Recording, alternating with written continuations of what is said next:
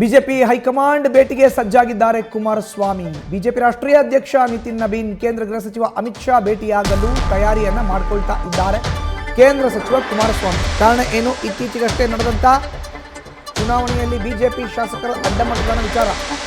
BJP ರಾಷ್ಟ್ರೀಯ ಅಧ್ಯಕ್ಷ ನಿತಿನ್ ನಬೀನ್ ಕೇಂದ್ರ ಗೃಹ ಸಚಿವ ಅಮಿತ್ ಶಾ ಅವರನ್ನ ಭೇಟಿಯಾಗೋಕೆ ತಯಾರಿಗಳು ಆಗ್ತಾ ಇದೆ. ಭೇಟಿ ವೇಳೆ ಅಡ್ಡಮತದಾನದ ಬಗ್ಗೆ ಮಾಹಿತಿ ನೀಡುವಂತಹ ಸಾಧ್ಯತೆ ಇದೆ.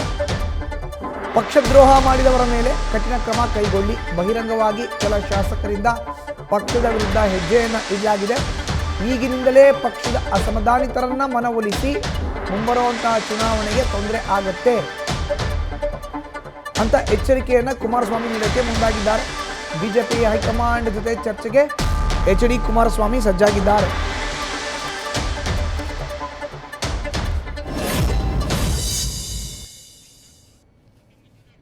ಹೆಚ್ಚಿನ ಮಾಹಿತಿ ನೀಡ್ತಾರೆ ನಮ್ಮ ಪ್ರತಿನಿಧಿ ಮಂಜುನಾಥ್ ನೇರ ಸಂಪರ್ಕಕ್ಕೆ ಜಾಯ್ನ್ ಆಗಿದ್ದಾರೆ. ಮಂಜು, ಈಗ ನೇರವಾಗಿ ಎಚ್.ಡಿ. ಕುಮಾರಸ್ವಾಮಿ ಬಿಜೆಪಿ ರಾಷ್ಟ್ರೀಯ ಅಧ್ಯಕ್ಷ ಮತ್ತು ಕೇಂದ್ರ ಗೃಹ ಸಚಿವರನ್ನ ಭೇಟಿ ಮಾಡಲಿಕ್ಕೆ ತಯಾರಿಯನ್ನು ಮಾಡ್ಕೊಳ್ತಾ ಇದ್ದಾರೆ ತೆರೆಮರೆಯಲ್ಲಿ ಅನ್ನೋ ಮಾಹಿತಿ. ಭೇಟಿಯಾದಾಗ ಯಾವೆಲ್ಲ ವಿಚಾರದ ಬಗ್ಗೆ ಚರ್ಚೆ ಮಾಡುವಂಥ ಸಾಧ್ಯತೆ ಇದೆ, ವಿವರಣೆ ನೀಡೋದಾದ್ರೆ? ಕುಮಾರಸ್ವಾಮಿಯವರು ಬಿಜೆಪಿ ರಾಷ್ಟ್ರೀಯ ಅಧ್ಯಕ್ಷರಾಗಿರುವಂಥ ನಿತಿನ್ ನಬೀನ್ ಮತ್ತು ಕೇಂದ್ರ ಗೃಹ ಸಚಿವರಾಗಿರುವಂಥ ಅಮಿತ್ ಶಾ ಅವರನ್ನು ಭೇಟಿ ಮಾಡಲಿಕ್ಕೆ ತೀರ್ಮಾನವನ್ನು ತೆಗೆದುಕೊಂಡಿರುವಂಥದ್ದು. ಪ್ರಮುಖವಾಗಿ ಏನು ಮೊನ್ನೆ ನಡೆದಂಥ ವಿಧಾನಸಭೆಯಿಂದ ವಿಧಾನ ಪರಿಷತ್ ಚುನಾವಣೆ ನಡೆಯಿತು. ಈ ಒಂದು ಚುನಾವಣೆಯಲ್ಲಿ JDS ಮತ್ತು ಬಿಜೆಪಿ ಶಾಸಕರು ಕಾಂಗ್ರೆಸ್ ಒಂದು ಅಡ್ಡಮತದಾನ ಮಾಡಿದ್ದಾರೆ ಅನ್ನೋ ಒಂದು ವಿಚಾರಗಳೇನು ಒಂದು ರಾಜಕಾರಣದಲ್ಲಿ ಚರ್ಚೆ ಆಗ್ತಿದೆ.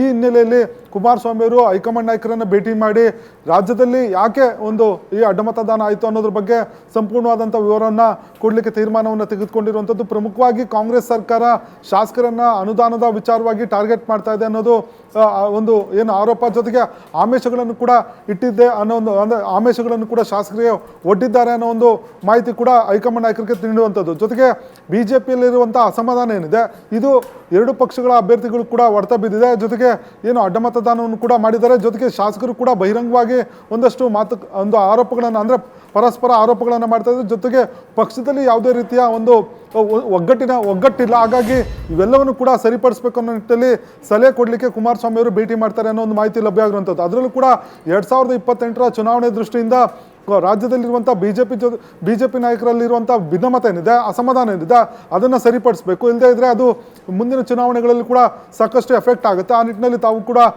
ಏನು ಸೂಕ್ತ ಕ್ರಮವನ್ನು ತೆಗೆದುಕೊಳ್ಬೇಕು. ಜೊತೆಗೆ ಯಾರು ಅಡ್ಡಮತದಾನ ಮಾಡಿದ್ದಾರೆ ಅವ್ರ ಮೇಲೆ ಕೂಡ ಕ್ರಮವನ್ನು ತೆಗೆದುಕೊಳ್ಳಿ ಅನ್ನೋ ಒಂದು ಸಲಹೆಯನ್ನು ಮತ್ತು ಮನವಿಯನ್ನು ಮಾಡಲಿಕ್ಕೆ ಕುಮಾರಸ್ವಾಮಿ ಅವರು ಭೇಟಿ ಮಾಡ್ತಾ ಇದ್ದಾರೆ ಅನ್ನೋ ಒಂದು ಮಾಹಿತಿ ಲಭ್ಯ ಆಗಿರುವಂಥದ್ದು. ಯಾಕಂದರೆ NDA ಅಲಯನ್ಸ್ ಪಾರ್ಟ್ನರ್ ಆಗಿ ಏನು ಗೋವಿಂದರಾಜು ಅವ್ರನ್ನ ಕೂಡ ಕಣಕ್ಕೆ ಇಳಿಸಿದ್ರು. ಆದರೆ ಗೋವಿಂದರಾಜು ಅವರಿಗೆ ಏನು ಮೂರು ಶಾಸಕರು ಅಂದರೆ ಬಿಜೆಪಿಯ 3 ಶಾಸಕರು ಮತದಾನವನ್ನು ಮಾಡಬೇಕಾಗಿತ್ತು.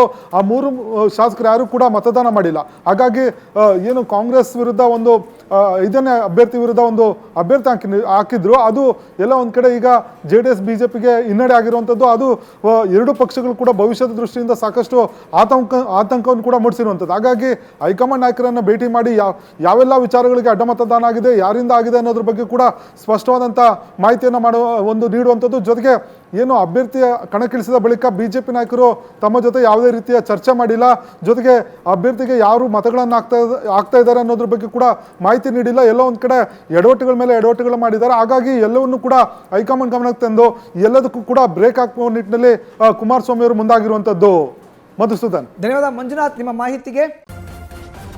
ನ್ಯೂಸ್ ಫಸ್ಟ್ ನಿರ್ಭೀತಿಯಿಂದ ನಿಮ್ಮ ಪರವಾಗಿ.